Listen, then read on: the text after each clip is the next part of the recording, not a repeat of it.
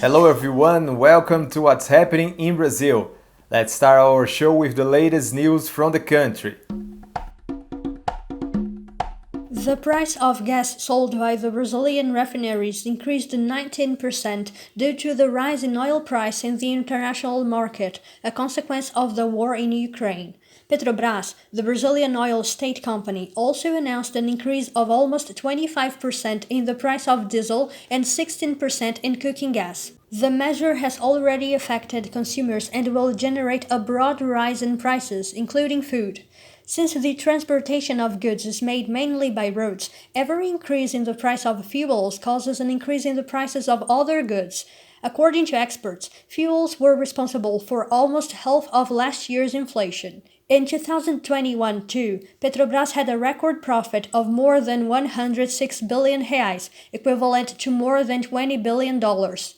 Since the coup that overthrew President Dilma Rousseff in 2016, Petrobras aligned its prices to the cost of oil in the international market, which causes a frequent rise in fuel prices. Several Brazilian states and cities are beginning to lift rules on the use of masks, a measure adopted since the beginning of the pandemic as prevention against COVID-19. In São Paulo state, the most populous of the country, masks are not mandatory in open spaces, such as streets and parks, but are still necessary to be used in closed environments, such as public vehicles. Minas Gerais state took a similar decision. In Brazil's federal district, masks are not mandatory even in closed environments. The same applies to the city of Rio de Janeiro. These measures are being taken while the country records a decrease in the average rate of COVID cases after a peak of contaminations at the beginning of February, which had an average of almost 190,000 new infections daily. Now, the average rate of new COVID cases is 44,000, with about 400 deaths daily. More than 74% of Brazil's population is fully immunized. 50% of Brazilian homes are headed by women. However, most of the unemployed people in Brazil are female.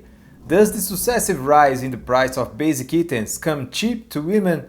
Checking the story of the week.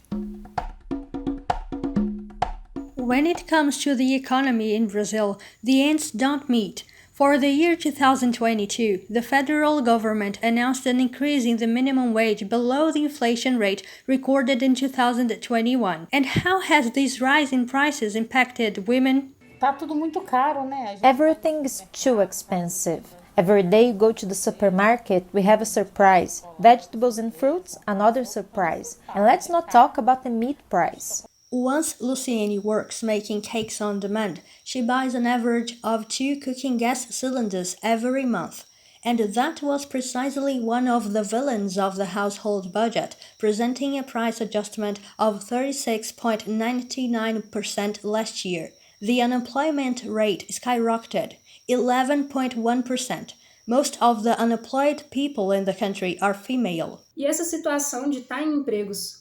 The situation of being in lower-paid jobs and/or informal jobs makes women more vulnerable. There are several studies on women's autonomy and on violence against women, pointing out that the situation of financial insecurity that women are in is a factor that makes them continue in relationships with violent partners, in abusive relationships. Sabemos que o gasto aumentou. We know that the expenses increased because the price of everything increased. So we want the government to look at us with empathy. We want them to care for us. We want the government to care for our health and transportation. This latter has been more expensive each time, but we see no improvement. But what can women expect for the near future? To Isabela Mendes, the perspectives are not exciting. Então a gente sair dessa, né, vai passar. In order to get out of this all, we must rethink the project of the country we want, because we know that these are complex issues. Improving women's lives demands the coordination of many public policies that can only be conceived within the scope of a broader project. We continue to talk about women, but now let's talk about them in the performing arts. Feminist groups in Ceará state are reflecting on the role of women in the theater and fighting for them to have room in places besides the stage.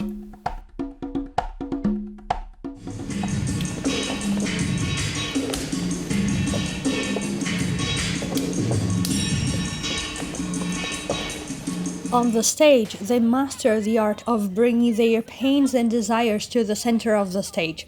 In the plot, just as in life, they are reaching the space that, for a long time, was denied to them.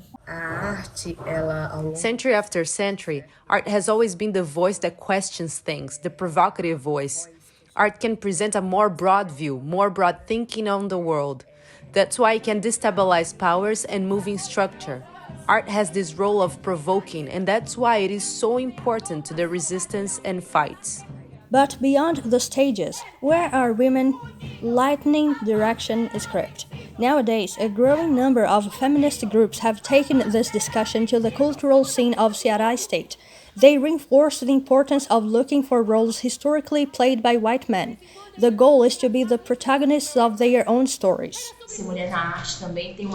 Being a woman in art also brings the responsibility to make other women visible to the public, the responsibility of bringing back names that have been forgotten. I think it's also a space to make our voices echo and to continue the work of so many other women who have worked too hard for me to be here fulfilling this role.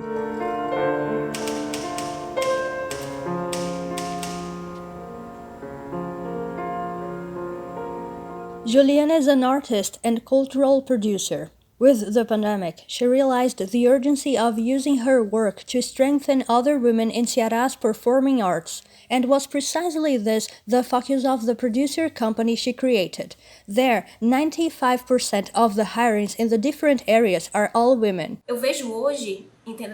I see that in the cultural sector, the process of change is going to happen from the moment that I understand that I need to bring people like this to my staff. So I'm going to put on a show, for instance, a theater show.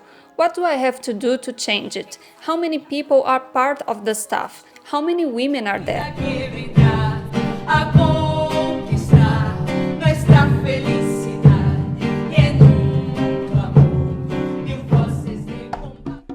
Now it's time for a delicious recipe in Brazilianese.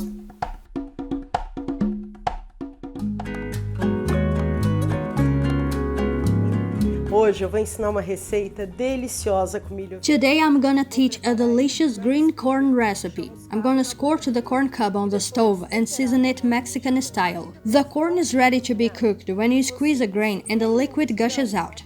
Cook the green corn cobs in plenty of water with no salt and wait for 10 minutes after the water boils. I'm cooking it without salt so the cob doesn't dehydrate and the grains don't get wrinkled. Drain it well. In a bowl, mix the milk mayonnaise with chopped Juma pepper, lemon zest, a pinch of salt and black pepper. Mix them all and put it aside.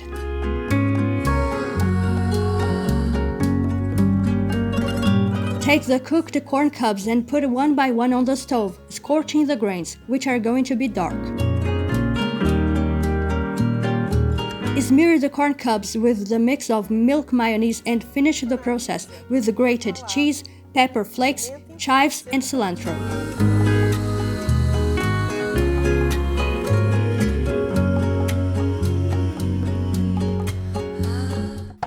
Do you like the show? So hit the like button and share with your friends. Don't forget to subscribe to our channel to receive notifications. We will see you next week.